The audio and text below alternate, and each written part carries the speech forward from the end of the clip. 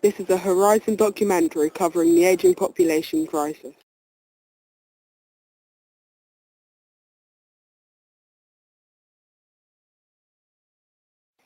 The problems created by an ageing population are primarily financial. Healthcare, pensions, and social services are all paid for by taxpayers' money. Firstly, healthcare and medication are provided by the NHS, a service run on the taxes of workers, not pensioners. Consequently, workers must support people other than themselves, and in fact in Britain it is estimated that each worker supports 2 to 3 people with the tax that they pay. Secondly, social services set up by the council are expensive to run and are also paid for by taxpayers. Even the wages of specialist social workers are accounted for by taxpayers. Finally, pensioners receive state pensions which increase with inflation. As inflation continues, more taxpayers' money must be put towards paying off state pensions, causing taxpayers having to support more people over time. Despite what you may think, there are benefits of the elderly in the community, because many old people, once they reach the retirement age, want to give something back and also want to stay active and busy. Many pensioners take up volunteer work, and research for volunteer charity WRVS shows that people aged 65 plus benefit the UK's economy by some £40 million each year. The elderly also provide stability in the housing market, as many old people are now settled and are not going to move. Ready-made childcare also comes if grandparents live in the same area as their children, thus providing care for the grandchildren so that both parents can work. The ageing population of the UK is one of the biggest concerns in modern society. However, there are many solutions to combat the problem that we are facing. However, a lot of them are controversial.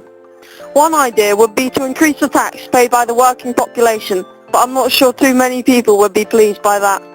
You could also raise the retirement age, but again, this would cause uproar amongst those below the cut-off line who would have to work for a few more years.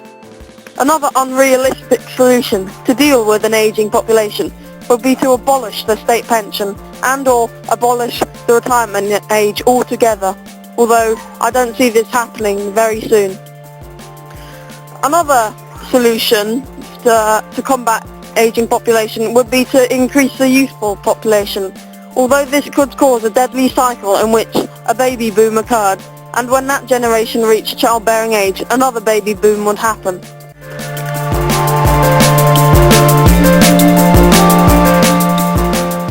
Demographic shift from young to old has many consequences on the welfare of this country. But how does it start?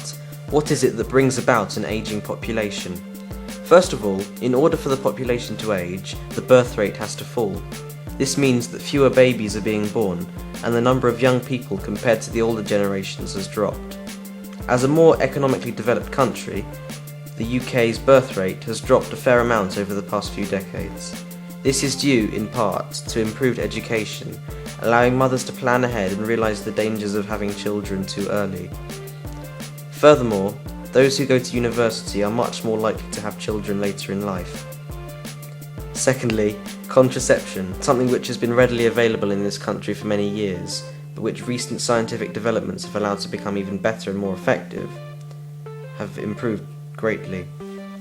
This stops women from conceiving young and means that a lack of teen pregnancies, which have recently reached an all-time low, keep the birth rate relatively low.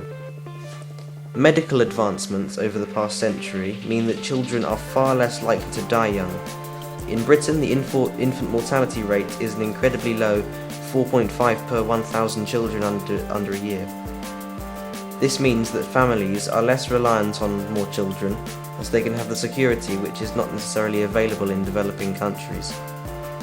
Of course, the death rate needs to drop as well, increasing life expectancy in this country with it. This is due to improved healthcare, better sanitation, and an overall easier access to food and water.